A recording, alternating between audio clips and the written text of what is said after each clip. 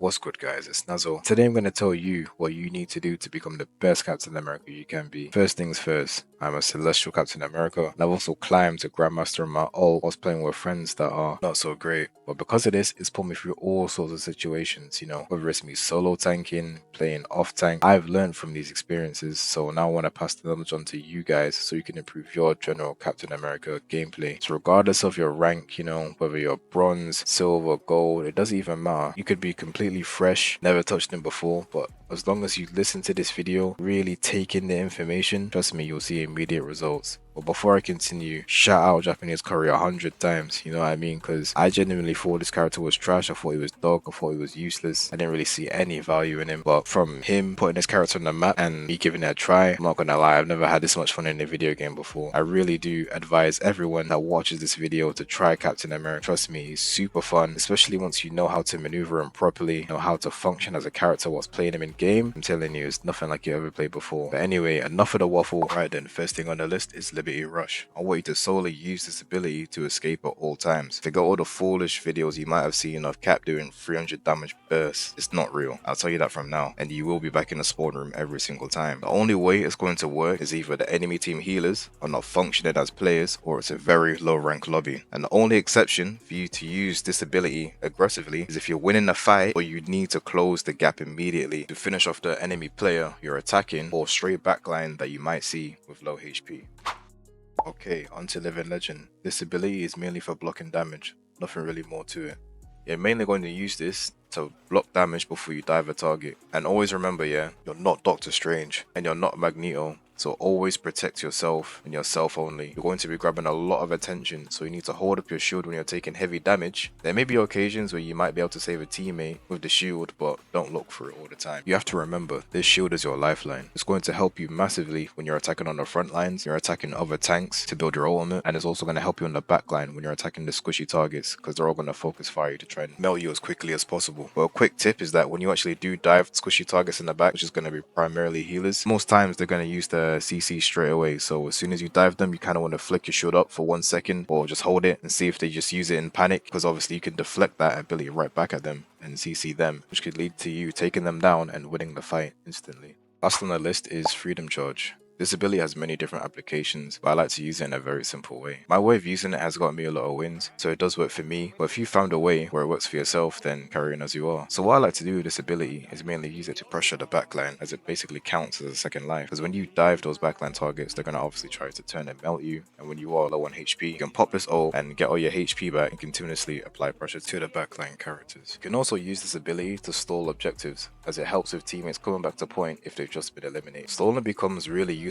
if your teammates have ultimates or a few of them are literally around the corner. This is because the enemy team might have exhausted their resources to do so, and you're holding progression of the point to allow your teammates to come back, potentially turn the fight in your favor by using resources of their own. Of course, there are going to be scenarios where you can save a teammate with your ultimate.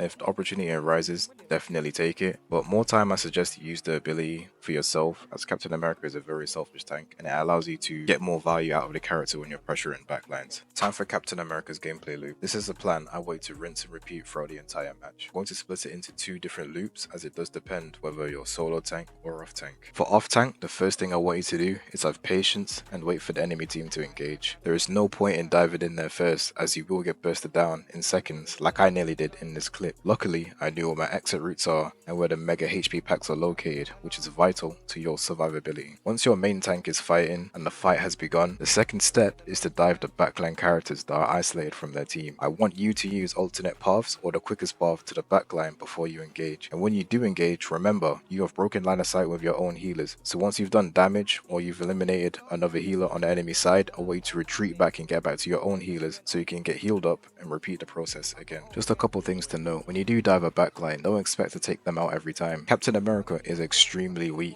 and you're going to have to repeat this process at least 3 to 4 times before taking somebody out. Also, if there is no targets that are isolated, I want you to fight with your tank and box the enemy tank to build up your ultimate. This way you have your ultimate built for when you do eventually dive the backline. Final note I want to say is, don't be disheartened by the endgame stats. Captain America is the best when it comes to distracting and wasting valuable time. Sadly, your efforts won't be shown stats wise, and you will be the unsung hero and underrated legend. But not to worry though, just make sure you do your best at all times and your recognition will come come and players will start banning your Captain America. Similar to off-tank, you're going to be patient and wait for the enemy team to engage. Once they have engaged, then wait to keep line of sight with your healers and mainly attack the enemy tank, since they're going to be the ones to initiate the fight. The reason for attacking the tanks is because you want to grab their attention so they don't move on to the objective or go straight for your backline. You will need to use the map as cover a lot of the time, since your shield is easily breakable, unlike Doctor Strange like Magneto. You will not be able to distract the enemy tanks forever, so once they forcefully try to take space or go into your supports,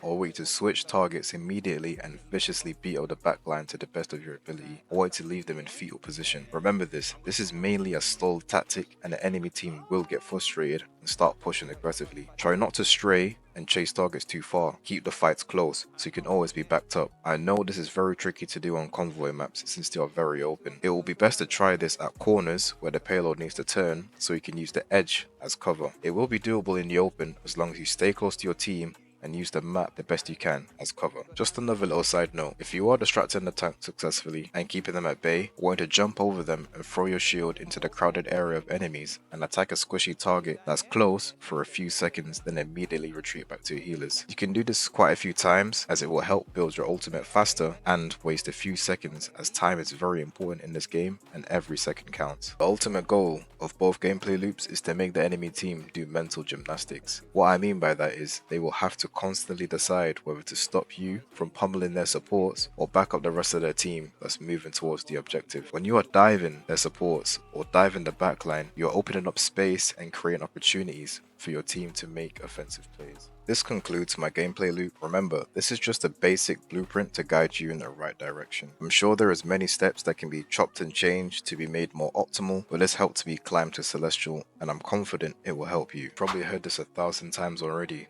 but I'ma say it some more. Learn how to do the animation cancel. It's going to boost your overall damage and finish off targets a lot quicker. To do this animation cancel, I want you to hold your sprint the entire time and pace your sentinel strikes. Pace it by the sound of the shield thrown, so every time you hear the shield connect, do your next sentinel strike. This timing will take a while to get used to, but if you practice for 1 minute every day, you will build up the muscle memory. The reason why I want you to hold sprint the entire time because it will allow you to track targets easier when in fights. When diving, I want you to slam and then do the animation cancel and then use your shield throwing ability to finish them off. The shield throw does decent damage. I like to use it like an execute when they try to escape, and it will ricochet off the ground towards them if you throw it in their general area. These are the settings that I recommend. If you feel more comfortable with what you have, then don't change it. But I strongly recommend putting on allied health bars, as it will let you know who needs saving with your ultimate. Everything else is up to you. That's it for my Captain America guide. Don't get silly thinking you're untouchable now. Put in the reps and watch your skills flourish over time. Remember, Rome wasn't built in a day, so don't rush greatness. Take time. Follow everything I said, give it a month, and watch how you'll be a new man. There'll be more Captain America strats and tips coming soon. Good luck on the journey. Stay blessed.